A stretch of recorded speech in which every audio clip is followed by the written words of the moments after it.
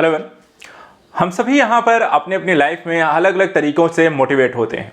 लेकिन यहाँ पर अगर हम बात करें तो हमारे पास आज एक बहुत ही सक्सेसफुल और मोटिवेशनल स्टोरी है। हम बात करने जा रहे हैं इसरो की कहानी। अगर हम देखें इसरो की एक तस्वीर आप देखते होंगे जहाँ पर एक साइकिल पर प्रक्षेपण करने के लिए रॉकेट्स को लेकर जाया जाता था।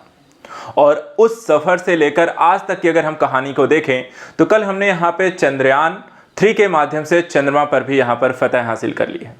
एक संगठन के तौर पर देखा जाए तो एक बहुत बड़ी उपलब्धि है। ये उपलब्धि इस संगठन के साथ साथ हम सभी के लिए यहाँ पे काफ़ी प्रेरणादायी है। चलिए समझने का प्रयास करते हैं कि किस तरीके से इसरो एक संगठन के तौर पर जहाँ विश्व में अंतरिक्ष के क्षेत्र में अपने आप को स्थापित करने में सफल रहा, वहीं इसरो के माध्यम से भारत अंतरिक्ष के क्षेत्र में की एक महाशक्ति कैसे बन गया है। इसमें इसरो की भूमिका क्या है, इसके विकास के चरण और इसकी विभिन्न यहाँ पर उपलब्धियों का एक रूपरेखा देखते हैं। सबसे पहले अगर हम बात करें इसरो के संदर्भ में तो भारत के एक संगठन के तौर पर जो इसरो है उसके कार्यप्रणाली को अगर हम देखें तो भारत सरकार के अंतरिक्ष विभाग के अंतर्गत काम करने वाली ये संस्था है, एक अंतरिक्ष एजेंसी है और इसका मुख्यालय कहाँ है, बेंगलुरु में, जो कि कर्नाटक राज्य में है। इसके साथ देखें तो ये इसका लक्ष्य क्या है, अंतरिक्ष विज्ञान अनुसंधान और ग्रहों की खोज को आगे बढ़ाते हुए राष्ट्रीय विकास के संदर्भ में अंतरिक्ष प्रौद्योगिकी को बढ़ावा देना। एंट्रिक्स कॉर्पोरेशन लिमिटेड अंतरिक्ष उत्पादों, तकनीकी परामर्श सेवाओं, इसरो के द्वारा विकसित विभिन्न प्रौद्योगिकियों के हस्तांतरण, इसके प्रचार, वाणिज्यिक दोहन हेतु इसरो की यहाँ पर देखा जाए तो एक विपणन शाखा के रूप में स्थापित की गई है। वर्तमान समय में अगर हम बात करें तो श्रीधर सोमनाथ जो हैं इसरो के वर्तमान अध्यक्ष हैं। एक वस्तुस्थिति है, परिचय है, एक कहानी लेकिन शुरू होती है इसरो की यहां से। किस तरीके से इसरो एक संगठन के तौर पर विकसित होना शुरू होता है और वर्तमान समय में यह किस तरीके से नई नई उपलब्धियों को हासिल करता है। चलिए बात करते हैं। वर्ष 1960 के दशक में कहानी ये शुरू होती है और भारतीय अंतरिक्ष कार्यक्रम के संस्थापक डॉक्टर विक्रम साराभाई के द्वारा भारत में अंतरिक्ष अनुसंधान गतिविधियों की यहां पर शुरुआत की गई। इसके साथ ही इसरो की स्थापना का यहां पर काम शुरू हुआ। भारतीय अंतरिक्ष कार्यक्रम के 3 अलग अलग प्रकार के जैसे संचार, सुदूर संवेदन के लिए उपग्रह, अंतरिक्ष परिवहन प्रणाली और अनुप्रयोग कार्यालयों की यहां पर शुरुआत की गई। भारतीय राष्ट्रीय अंतरिक्ष अनुसंधान समिति की शुरुआत देखा जाए तो डॉक्टर साराभाई और डॉक्टर रामेनाथन के नेतृत्व में यहां पर की गई थी और 1975-76 के दौरान सैटेलाइट इंस्ट्रक्शन टेलीविजन एक्सपेरिमेंट यहां पे आयोजित किया गया था और इसके माध्यम से इस पूरे विश्व में वृहद समाजशास्त्री परीक्षण इसको हमने देखा कि भारत में यहाँ पे टीवी का प्रसारण कैसे संभव किया गया, किस तरीके से एक उपलब्धि के तौर पर एक कहानी जो होती है एक सफलता की इबारत यहाँ से लिखनी शुरू हुई। उसके पश्चात खेड़ा कम्युनिकेशन प्रोजेक्ट शुरू हुआ और इसने गुजरात राज्य में आवश्यकता आधारित स्थानीय विशिष्ट कार्यक्रम प्रसारण के लिए एक फील्ड प्रयोगशाला के रूप में यहाँ पर काम किया। ये कहानी यहीं पर खत्म नहीं होती है बल्कि इसके साथ साथ इसमें नई नई उपलब्धियां जुड़ती चली जाती हैं। इस अवधि के दौरान देखें तो भारत का अपना एक अंतरिक्ष यान जो है आर्यभट्ट विकसित किया गया और एक सोवियत लॉन्चर के उपयोग से इसे प्रक्षेपित किया गया। तो भारत ने अपना पहला यहाँ पे जो सैटेलाइट लॉन्च किया वो आपको इसकी शुरुआत थी इस कहानी की कि हम अंतरिक्ष में अब आ गए हैं, हम प्रवेश कर रहे हैं अंतरिक्ष में और ये हमारी सिर्फ शुरुआत है। तो आर्यभट्ट ने एक तरीके से भारत में अंतरिक्ष की उपस्थिति यहां पर दर्ज कराई थी। तो भारत का ये अपना पहला अंतरिक्ष यान था।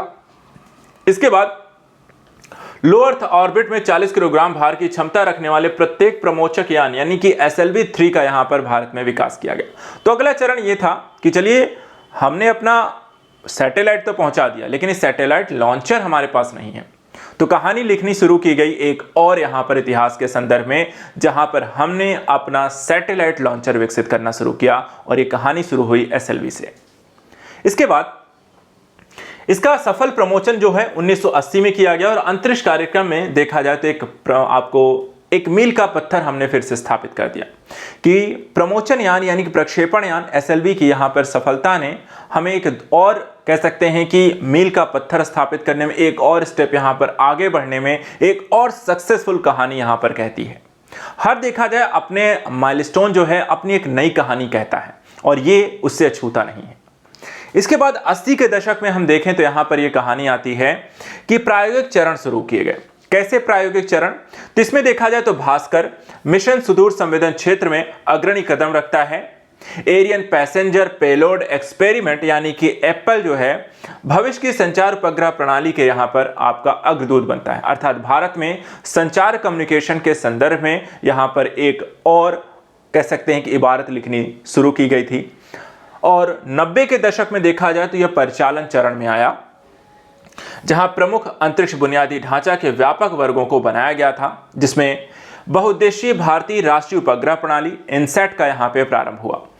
इसके माध्यम से हमने संचार, प्रसारण, मौसम विज्ञान की घटनाओं का पता लगाना शुरू किया गया। भारत में टेलीविजन प्रसारण शामिल हुआ। भारत में यहाँ पर कम्युनिकेशन जो होता है एक क्षेत्र से दूसरे क्षेत्र यहाँ पर स्थापित करना शुरू किया गया।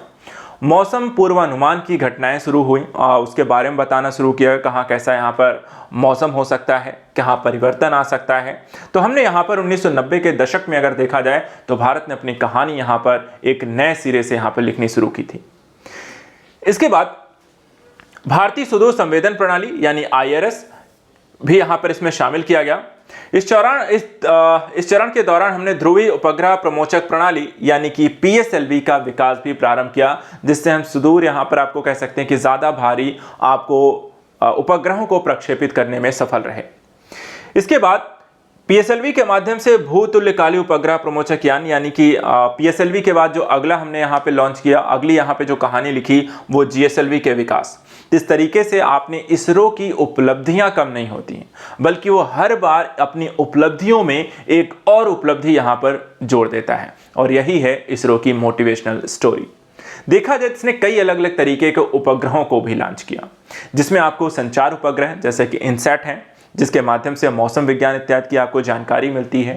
कुछ यहाँ पे अन्वेषण उपग्रह हैं, जैसे कि आपको मार्स मिशन यहाँ पे जारी किया गया था। चंद्रयान मिशन आपको देखा जाए, जो कि अलग अलग उपग्रहों और ग्रहों पर जाकर आपको वहाँ पर विभिन्न प्रकार की खोज और अन्वेषण कार्य आपको करता है।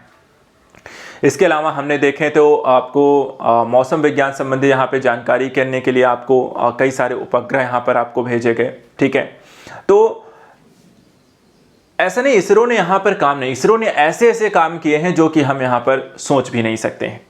जैसे कि आइए एक एक करके थोड़ा सा यहाँ पे समझते चलते हैं। जैसे कि संचार उपग्रह, जिसमें इनसैट यहाँ पर आपको शामिल है, जो कि 1983 में देखा जाए से स्थापित किया गया। और इनसैट उपग्रहों के माध्यम से आज वर्तमान समय में हम जो टेलीविजन, प्रसारण, उपग्रह, समाचार, भविष्यवाणी, आपदा प्रबंधन जो चेतावनियां हम आज प्राप्त कर पाते हैं वो इनसैट के कारण है। इस इनसैट उपग्रह के आपको कई सारे उपग्रह इसमें आपको शामिल किए गए हैं। इसमें देखा GSAT 31 है, GSAT 7A है, GSAT 11 जैसे मिशन भी इसके अंतर्गत आते हैं। इसके अलावा हमने भूप्रेक्षण उपग्रहों को भी यहाँ पे प्रक्षेपित किया। इसरो के द्वारा 1988 में देखा जाए तो IRS 1A से यहाँ पर इसे शुरू किया गया, और इसके माध्यम से पृथ्वी से सुदूर जो संवेदन उपग्रह हैं उनका यहाँ पे डेटा कलेक्ट करना, उनके समूह का संचालन करना, उसका वैश्विक उपयोग करना, और उसके माध्यम से यहाँ पर देखा जाए तो विविध आकाशीय, वर्णक्रमिक, कालिक संकल्पों को यहाँ पर पूरा किया गया। भूप्रेक्षण उपग्रहों के माध्यम से हमने जो जानकारी कलेक्ट की, जैसे कि पर्यावरण हो गया, कृषि, जल संसाधन, शहरी नियोजन, ग्रामीण विकास, वानिकी हो गया, समुद्री संसाधन हो गया, आपदा प्रबंधन हो गया, इनसे संबंधित जानकारी हम इसके माध्यम से कलेक्ट करते हैं। इसमें देखा जाए तो हाइसिस, कार्टोसैट 2 और रिसोर्सैट 2A जैसे आपको उपग्रह, आपको भू प्रक्षेपण उपग्रह जो है लॉन्च किए गए। इसके बाद हमने नौवहन उपग्रह भी लॉन्च किए। नौवहन उपग्रह जो होते हैं ये वाणिज्यिक और सामरिक अनुप्रयोगों के लिए यहाँ पे लॉन्च किए गए, जो भारत को एक पूर्ण रूप से स्वतंत्र और यहाँ पर आत्मनिर्भर बनाते हैं। अपनी यहाँ पर नाविक सिस्टम डेवलप की गई, अपने यहाँ पर GPS सिस्टम डेवलप करने का एक तरीके से काम किया गया, और इसके माध्यम से जो भारत के आपको पोत हैं या जलयान हैं वो यहाँ पर भारतीय कह सकते हैं कि नौवहन उपग्रहों का प्रयोग करके अपनी यहाँ पर चीज़ों को बिना किसी और के साथ साझा किए अपने देश की सुरक्षा को यहाँ पर लगातार समृद्ध बनाते हैं। इसके माध्यम से देखा जाए तो भारत सरकार के द्वारा IRNSS नामक यहाँ पर क्षेत्रीय उपग्रह प्रणाली को यहाँ पर विकसित किया गया है। नाविक यहाँ पर इसके अंतर्गत आता है, जो कि एक तरीके के GPS सिस्टम यहाँ पर आपको काम करता हुआ दिखाई देता है। इसके अलावा देखा जाए चंद्रयान 2 जो कि चंद्रमा पर अन्वेषण उपग्रह के रूप में यहाँ पर भेजे गए, और वहाँ पर देखा जाए तो आपको चंद्रमा से संबंधित यहाँ पर विभिन्न गतिविधियों, उनकी रोटेशनल प्रणाली, वहाँ पे पाए जाने वाले पानी के द्रव्य, हीलियम जैसे उत्पाद और यहाँ पर मानव जीवन की संकल्पना जैसे चीज़ों की खोज के संदर्भ में चंद्रयान 2 और चंद्रयान 1 और 2 को यहाँ पे प्रक्षेपित किया गया। जहाँ चंद्रयान 1 की बात करें तो 22 अक्टूबर 2008 को प्रक्षेपित किया गया था, और वहीं दूसरा अगर देखें चंद्रयान 2 जो है GSLV-10 के माध्यम से यहाँ पर हमने 2019 में भेजा था, लेकिन ये थोड़ा सा आपको देखा है इसकी लैंडिंग यहाँ पे सफल नहीं हो पाई। लेकिन चंद्रयान 3 हाल ही में हमने जो भेजा उसके यहाँ पे लैंडिंग भी सफल रही, और इसके माध्यम से हम यहाँ पे चंद्रमा पर नए तरीके की खोजों को अंजाम दे सकेंगे। इसी तरीके से अंतरिक्ष विज्ञान और अन्वेषण उपग्रह भी आपको इसरो के द्वारा लॉन्च किए गए। इसमें देखा जाए तो खगोल विज्ञान, खगोल भौतिकी, ग्रहीय भूविज्ञान, वायुमंडल इत्यादि की जानकारी के संदर्भ में हमने यहाँ पर अंतरिक्ष विज्ञान और अन्वेषण उपग्रहों को यहाँ पर भेजा है। इसमें देखा जाए तो जैसे एस्ट्रोसैट आता है, एस्ट्रोसैट PSLV C30 के माध्यम से 2015 में यहाँ पे प्रक्षेपित किया गया था, और इसके माध्यम से देखा जाए तो खगोलीय पिंडों की बहु तरंगदैर्घ्य प्रेक्षणों को यहाँ पर देखा जाए पता लगाना, खगोल विज्ञान के संदर्भ में यहाँ पे ग्रहों इत्यादि की स्थिति उनका पता लगाना, और उनकी रोटेशनल प्रणाली हो गई, और UV स्पेक्ट्रल बैंड इत्यादि हैं वो यहाँ पर इसमें सक्षम है। मार्स की खोज के लिए, मार्स से संबंधित जानकारी को कलेक्ट करने के लिए हमने मार्स ऑर्बिटर मिशन यानी कि MOM को यहाँ पर भेजा था। 24 सितंबर 2018 को इसने अपनी कक्षा में 4 साल यहाँ पे पूरे किए। देखा जाए तो 24 सितंबर 2014 को यहाँ पर मार्स ऑर्बिटर मिशन को भेजा गया था, जो मंगल ग्रह पर देखा जाए तो उनकी स्थिति, मंगल ग्रह के बारे में जानकारी को कलेक्ट करना, सतह कैसी है, वहाँ पे किस तरीके खनिज की संरचना है इत्यादि का अध्ययन करने के लिए इसे भेजा गया था।